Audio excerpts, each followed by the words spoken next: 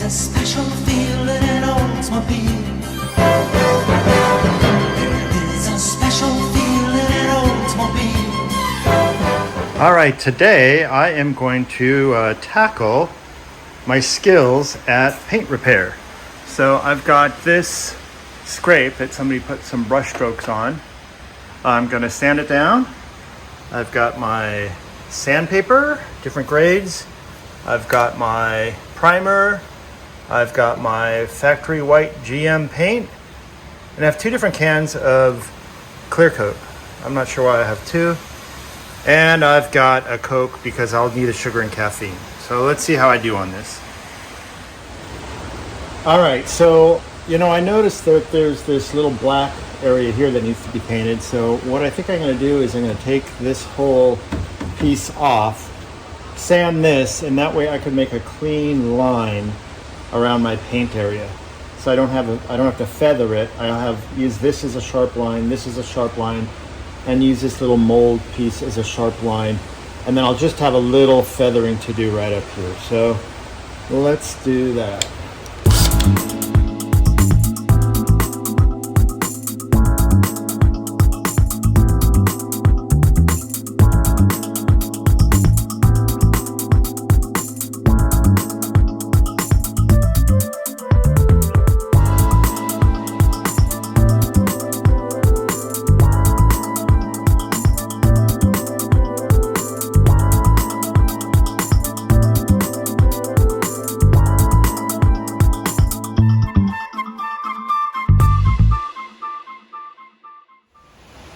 All right, I have sanded it all, masked it, and of course, as soon as I start to work on a painting project, the wind kicks up.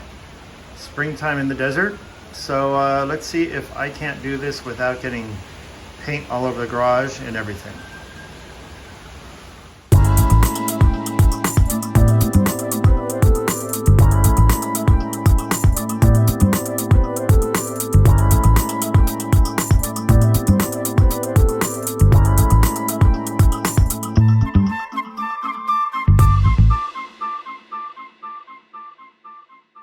Just finished two more light coats. I'm going to do a light sanding, and then we'll probably one more coat, move this back out a little bit, and then start clear coating.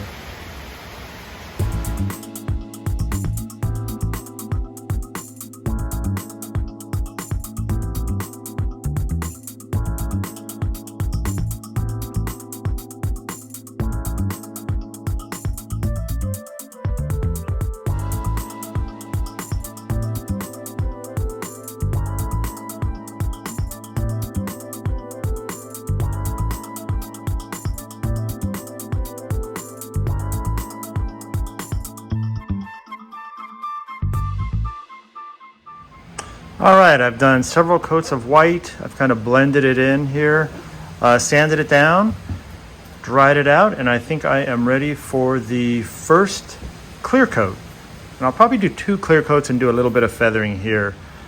I'm a little worried because if you look at the paint, I mean, it does have a clear coat on it, but this is a 30-year clear coat, and if I put too much clear coat here, this corner might be a little too glossy. So we'll see what happens.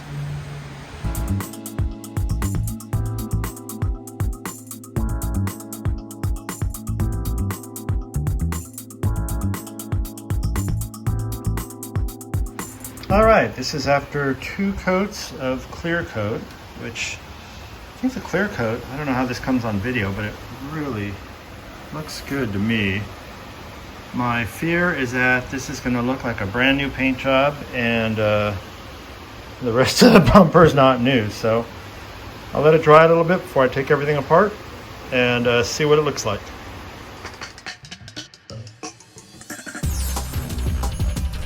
All right, somewhat final product. I took all the tape off. You can see my little line here, my line here. What I'm going to do is I'm going to do a little bit of light sanding here and here, and then use some polish and try to blend this in as best as I can. Ooh, on video it looks even worse, that line. So we'll see how it goes.